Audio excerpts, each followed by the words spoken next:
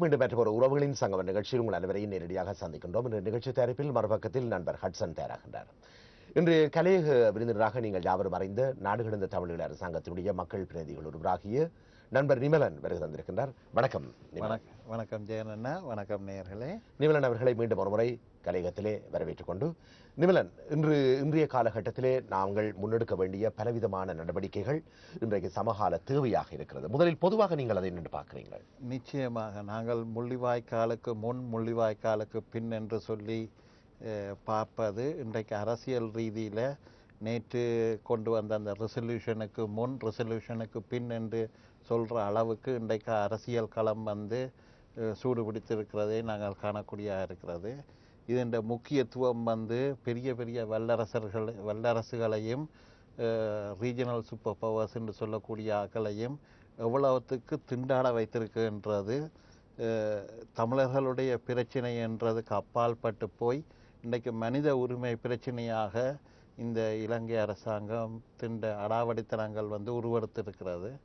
இன்றைக்கு கரண் பாக்கர் சொன்ன மாதிரி இன்றைக்கு மனித உரிமை சம்பந்தமான விடயங்கள் எந்த நாட்டில் ஒரு போர் நடந்தாலும் எந்த அளவுகோலை நாங்கள் பார்க்க வேணும் என்றால் இந்த ஸ்ரீலங்காவை முன்னுதாரணமாக வச்சு ரூல்ஸ் செட் பண்ணப்பட வேணும் என்ற ஒரு நிலப்பாட்டுக்கு இந்த தமிழர்களுடைய இன அழிப்பு, தமிழர்கள் மேலான இன அழிப்பு உருமாறி இருக்கிறது.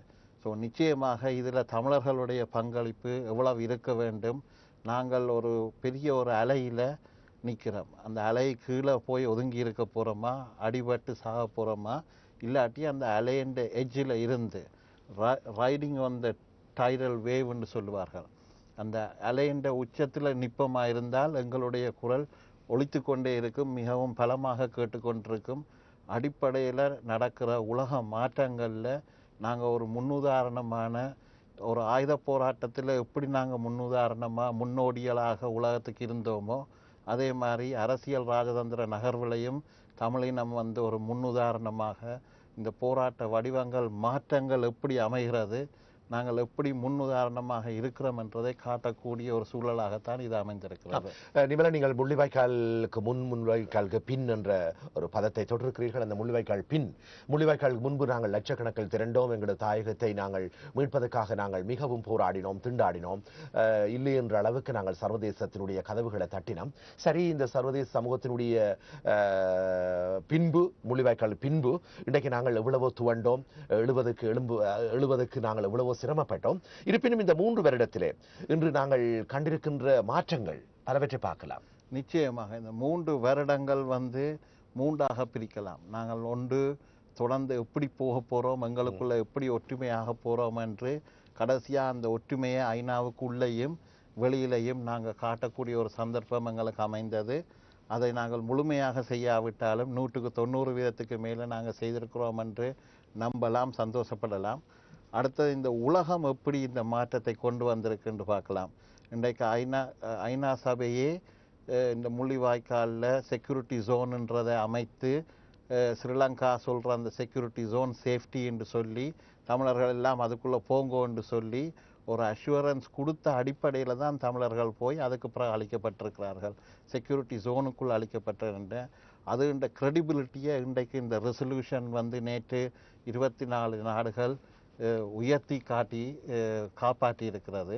15 நாடுகள் தங்களுடைய நாடுகளில் தாங்களும் செய்கிற குற்றவாளிகளாக தாங்களை இனம் கண்டு கொண்டிருக்கணும். 8 பேர் மௌனித்து போயிருக்கணும். ஏனென்றால் தங்களுக்கும் நாளைக்கு பிரச்சனை வரலாமோ என்ற அடிப்படையில் அவங்க மௌனித்திருக்கணும். இருந்த போதிலும் ஐநா காப்பாற்றப்பட்டிருக்கிறது, ஐநாவில் மனித உரிமைகள் காப்பாற்றப்பட்டிருக்கிறது. நேற்று நடந்த இந்த ரெசல்யூஷன் அதைத்தான் சுட்டிக்காட்டி நிற்கிறது. இன்றைக்கு தமிழர்கள் எப்படி இந்த உலகத்தை நோக்கி பார்க்கிறார்கள், இந்த மனிதநேயம் சேனல் 4 ஒரு முன்னுதாரணமாக தமிழர்களுக்கு அமைந்திருக்கிறது. எவ்வளவு ஒரு டெடிகேஷனோடு இந்த பிரச்சனையை கையில் எடுத்து சரியான நேரத்தில் சரியான டாக்குமெண்ட்ரியை கொண்டு வந்தது. முதல் தடவை மட்டுமல்ல, 2வது தடவையும் எவ்வளவுத்துக்கு அது பாவிக்கப்பட்டிருக்குன்றது ஒரு தமிழர்களுக்கு ஒரு முன்னுதாரணமாக இருக்கிறது. அந்த அடிப்படையில் உலகத்தை நோக்கி தமிழர்கள் தொடர்ந்து சொல்ல வேண்டிய செய்திகள் கணக்க இருக்கிறது. அதில் மிகவும் முக்கியமான ஒரு செய்தி, ஒரு போஸ்டர் கேம்பெயின் இன்றைக்கு ஸ்ரீலங்கா கில்லிங் ஃபீல்டு என்ற தலைப்பிலேயே, ஏண்டா உலகத்துக்கு பறிக்கப்பட்ட ஒரு தலைப்பை நாங்கள் கொடுக்க வைக்க அது கூட இடங்களில் போய் சென்றடையும். அந்த தலைப்பிலேயே இந்த உலகம் முழுக்களும் லண்டன் ஒலிம்பிக்ஸ் 2012 நோக்கி லண்டனுக்கு வர இருக்கிறது. யூகே முழுக்களும் இந்த நிகழ்வுகள் நடக்க இருக்கிறது. அப்போ அதுன்ற முதலாவது படியாக, முதலாவது ஒரு பெரிய ஒரு கேம்பெயினாக ஒரு போஸ்டர் கேம்பெயினை நாங்கள் ஆரம்பித்திருக்கிறோம். ஒலிம்பிக்ஸ் வர மட்டும் வெயிட் பண்ணாமல் இன்றையில இருந்தே இந்த போஸ்டர் கேம்பெயினை எல்லா தமிழர்களும் தங்களுடைய ஜன்னல் விண்டோவில் ஒட்டி, தங்களுடைய கார்களில் ஒட்டி, தங்களுடைய வேலை இடத்துல ஒட்டி, தமிழ் கடைகளில் ஒட்டி, அவர்களுக்கு தெரிந்த நண்பர்களிடம் சொல்லி ஒட்ட வைத்து இதுகளை செய்ய வேணும் என்றதான் இந்த கேம்பெயின் போஸ்டர் மிக முக்கியமான பணியாக இருக்கிறது.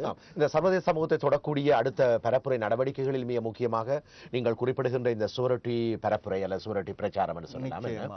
இந்த சுவரொட்டி பிரச்சாரம், இந்த சுவரொட்டி பிரச்சாரத்து என்பது நீங்கள் குறிப்பிடுகின்றது போல இன்றைக்கு 4 வருடத்துக்கு ஒரு முறை உலக நாடுகளில் மிகவும் பரபரப்பாகவும் பல மக்கள் ஒன்று கூடக்கூடிய வாய்ப்பாக அமைகின்ற ஒலிம்பிக் பந்தயத்திலே லண்டனிலே இடம்பெறுகின்ற சூழ்நிலையிலே வருகின்ற ஜூலை 27 வெள்ளிக்கிழமை ஆரம்பிக்க இருக்கிறது. அது தொடர்ந்து நடக்க இருக்கிறது. நாங்கள் குறைந்தபட்சம் அடுத்த மாவீரர் நாளை மட்டுமாவது இந்த போஸ்டரை தொடர்ந்தும் ஒட்டி இருக்க வேண்டிய ஒரு தேவை இருக்கிறது. ஆனால் இந்த போஸ்டரில் ஒரு நல்ல ஒரு அருமையான விஷயம் என்னென்னா இன்டெஃபினிட், அதாவது ஒரு டேட் இல்லை, எக்ஸ்பயரி டேட் இல்லை. இது 10 வருஷத்துக்கு பிறகு நாங்கள் பாவிக்கலாம், எந்த ஒரு ஊர்வலத்திலையும் பாவிக்கலாம். அப்படியான ஒரு போஸ்டர் தான். இந்த போஸ்டரை பற்றி ஒரு சின்ன ஒரு விளக்கத்தை கொடுப்பது பொருத்தமாக இருக்குமென்னு நினைக்கிறேன். இதில் 3 முக்கிய விடயங்களை நாங்கள் வலியுறுத்துகிறோம். ஒன்று independent international investigation into Sri Lankan war crimes and genocide of Tamils. அதாவது தமிழர்களுடைய இன அழிப்புன்ற ஒரு அங்கமாக போர்க்குற்றங்கள் நடந்திருக்கிறது. அந்த போர்க்குற்றத்தை சுயாதீனமாக சர்வதேசம் விசாரிக்கணும் என்ற கருத்தை நாங்கள் முன்வைத்து கொண்டு வருகிறோம். இது தமிழர் தரப்பில் இருந்து முன்வைக்கப்படக்கூடிய முதலாவது கோரிக்கை மனித உரிமை கோரிக்கை. இதில் நாங்கள் அரசியல் கோரிக்கை ஒன்றையுமே வைக்கவில்லை, முழுக்க மனித உரிமை கோரிக்கையிலேயே வைத்து கொண்டு வருகிறோம். இரண்டாவதாக international protection mechanism for Tamils in the island of Sri Lanka. அதாவது தமிழர்கள் இலங்கை தீவில் எந்தவித ஒரு பாதுகாப்பு இல்லாத நிலையில் நேற்று நடந்த இந்த ரெசல்யூஷன் இந்த சக்சஸை கண்டு ஸ்ரீலங்கா அரசாங்கம் முறைச்சு போயிருக்கிறது. சிங்கள இனவாதம் கிளம்பி இருக்கிறது. இன்றைக்கு சிங்கள இனவாதம் சொல்லி கொண்டிருக்கிறது தமிழ் தேசிய கூட்டமைப்பு எம்பிமார் எல்லாரையும், சம்பந்தன் ஐயா உட்பட எல்லாரையும் தேசிய பாதுகாப்பு சட்டத்துக்கு அரெஸ்ட் பண்ணணும் என்ற கோரிக்கை அங்கே வலுப்பெற்று வந்து கொண்டிருக்கிறது. விடுதலை செய்யப்பட்ட பழைய போராளிகள் உடனடியாக திருப்பி அழைக்கப்பட்டிருக்கிறார்கள், எல்லாரும் வரணும், அப்படி திரும்பி வராதாக்கள் சுட்டு கொல்லப்படுவார்கள் என்று. இப்படியான இனவாதங்களை கக்க தொடங்கி இருக்கிறது 24 மணித்தியாலத்துக்குள்ளேயே. இந்த ரெசல்யூஷன் 24 மணித்தியாலத்துக்குள்ளேயே இவ்வளவு இனவாதத்தை காக்கக்கூடிய ஒரு அரசாங்கமும் அந்த இனவாதமும். அப்போ இன்டர்நேஷனல் கம்யூனிட்டிகிட்ட நாங்கள் கேட்குற 2வது கருத்து இது பாதுகாப்பு கொடுப்பதற்காக ஒரு ப்ரொடெக்ஷன் மெக்கானிசம். அங்கே நாங்கள் படையை அனுப்ப சொல்லி கேட்க இல்லை, அதை அனுப்பக்கூடிய சாத்தியக்கூறு இலங்கையில் இல்லை, அது எங்களுக்கு வடிவாக தெரியும். ஆனால் இருந்தாலும் ஒரு குழுவை, ஒரு சர்வதேச குழுவை அமைத்து அதுக்கு ஒரு சர்வதேச சட்டத்துக்கு நிறைய பலங்களை கொடுக்கலாம். இது தமிழர் தரப்புல முக்கியமாக இன்றைக்கு அளிக்கப்படாமல் இருக்கிறதுக்கு, உயிர்களை காப்பாற்றுவதற்கு முக்கியமான ஒரு விடயமாக நாங்கள் பார்க்கிறோம். இதை தமிழர் தரப்பில் இருந்து நிச்சயமாக வலியுறுத்தி கொண்டு வருகிறோம். எமது ஆரம்பகால நடவடிக்கைகளில், ஆரம்ப காலங்களில் இந்த சுவரொட்டி பிரச்சாரம், இன்னொரு பரப்புரைகள் நமக்கு என்ன விதமான தீர்வை தந்துவிடப் போகிறது என்பதை எமது மக்கள் மத்தியில் சலித்தவர்கள் பலர் இருக்கின்றார்கள். அதை கண்கூடாக பார்க்கலாம். ஆனால் இன்று அதற்கு அப்பால் இன்றைக்கு 100க்கும் மேற்பட்ட தன்னுடைய பிரதிநிதிகளை அனுப்பி பெரும் ஒரு ராஜதந்திர சமரை நடத்தி இன்றைக்கு உலக நாடுகள் எல்லாரையும் தன் வசம் இழுக்கலாம் என்ற நிலையில் அனைத்து நாடுகளுக்கும் ராஜதந்திர பயணங்களை மேற்கொண்ட வெளிநாட்டு அமைச்சராக இருக்கலாம், இன்னொரு அமைச்சர்களாக இருக்கலாம், எல்லாருடைய பரப்புரைகளும் தோற்கடிக்கப்பட்ட நிலையை பார்க்கலாம். இந்த தோற்கடிக்கப்பட்ட நிலைக்கு எம்மவர்களுடைய அல்லது இன்று அடிக்கடி சுட்டிக்காட்டப்படுகின்ற புலம்பெயர் கட்டமைப்புகள், இன்றைய தமிழ் மக்களை பிரதிநிதித்துவப்பட்ட கட்டமைப்புகளினுடைய செயற்பாடுகள் இந்த நேரத்தில் நாங்கள் சற்று தீவிரமாக பார்க்கக்கூடிய நிலை இருக்கிறது. நிச்சயமா தீவிரமாக பார்க்கறது மட்டுமில்லை, இது முக்கிய பங்கை வகித்திருக்கிறது. இது நான் ஒரு மேற்போக்காக சொல்லவில்லை. நிச்சயமாக இந்த ரெசல்யூஷன் அந்தந்த நாடுகளின் நலனுக்கு ஏற்ற மாதிரி தான் நடந்திருக்கிறது. ஆனால் தமிழர்களுடைய பங்கு இன்றியமையாதது. ஏனென்றால் 2016 ஹிலரி கிளின்டன் தான் பிரசிடெண்டாக வரணுமென்ற ஒரு அஜெண்டாவில் அந்த ஃபாரின் பாலிசிகளை எல்லாம் மும்முரமாக நின்று செயல்படுத்துகிறார். இன்றைக்கு ஹிலரி கிளின்டன் நேரடியாக யூஎனுக்குள்ளே வந்து களத்தில் இறங்கி இதை செயல்படுத்தினதை நாங்கள் அறிகிறோம். ஹிலரி கிளின்டனா ஒபாமா என்று வர்ற நேரம் கூட தமிழ்ஸ் ஃபார் ஒபாமா என்ற அமைப்பு வந்து ஹிலரி கிளின்டனோட இவ்வளவு நெருங்கிய உறவை வைத்திருந்தன்றது அனைவருக்குமே தெரிந்த ஒரு ரகசியம்தான். அடிப்படையில் இந்த முறை இந்த சந்தர்ப்பத்தில் நான் அனைவரையும் கேட்டுக்கொள்வது, இதுவரைக்கும் நீங்கள் நன்றி கடிதங்களை ஹிலரி கிளின்டனுக்கு அனுப்பாமல் இருந்தால், செக்ரட்டரி ஆஃப் ஸ்டேட்டுக்கு அனுப்பாமல் இருந்தால் தயவு செய்து அதை உடனடியாக செய்யுங்கள். இமெயில் அஞ்சலி மூலமாக செக்ரட்டரி ஆஃப் ஸ்டேட்டுக்கு நேரடியாகவே அனுப்பலாம். அது மிகவும் முக்கியம். தமிழர்கள் எவ்வளவு வலுவாக இந்த செய்திகளை சொல்லுகிறோமோ, நன்றியை தெரிவிக்கிறோமோ, அதன் மூலமாக நிறைய பேர் அந்த அரசியல் செய்திகள் தங்களுடைய எலெக்ஷன் கேம்பெயின்ஸில் இது அவங்களுடைய மாற்றுகள் எல்லாம் எவ்வளவு இருக்கும், வலுவாக இருக்கும் என்பதை எல்லாம் அவர்கள் ஒரு கணக்கு போட்டு வைத்திருப்பார்கள். நிமலன், நேற்றைய தினம் நிறைவேற்றப்பட்ட ஐநாவினுடைய அமர்வினுடைய இந்த பிரேரணை, இலங்கைக்கு எதிரான பிரேரணை மீதாக நாங்கள் உண்மையிலேயே எங்கள் சார்பாக நாங்கள் பல வெற்றிகளை கண்டிருக்கின்றோம். அந்த நிலையில உண்மையிலேயே 24 நாடுகள் ஆதரித்த நிலையை பார்க்கிறோம். நடுநிலை வைத்த நாடுகளும் அங்கே அமைகின்றன. அந்த வகையில் இந்த ஆதரித்த நாடுகள் என்பது, ஆதரித்த நாடுகள் கொள்கைகளுக்கு அப்பால், ராஜேந்திர ஈடுபாடுகளுக்கு அப்பால் மக்கள் மயப்படுத்தப்பட்ட, சர்வதேச மக்கள் மயப்படுத்தப்பட்ட ஒரு விடயமாக நாங்கள் சற்று உயர்த்தி பார்க்கலாம். நிச்சயமாக அதில் முதன்மை இடத்தை பெறுவது இந்தியா. எங்களுக்கு அமெரிக்காண்ட ஸ்டாண்ட் டே 1ல இருந்து தெரியும். இந்தியாண்ட ஸ்டாண்ட் கடைசி நிமிஷம் மட்டும் தெரியாமல் இருந்தது. எப்படி இருந்தது? இதுக்கு முதல்வர் ஜெயலலிதா அவர்களுக்கும் தமிழ்நாட்டில் இருக்கிற ஒவ்வொரு கட்சிகளுக்கும், இந்தியாவில் இருக்கிற ஒவ்வொரு காங்கிரஸ் கட்சியை தவிர அனைத்து கட்சிகளுக்கும் நாங்கள் நன்றி சொல்ல கடமைப்பட்டவர்களாக இருக்கிறோம். அனைவரும் ஒற்றுமைப்படுத்தினது இந்த மனித நேயம், மனசாட்சி, மனித உரிமை என்ற விடயங்கள்.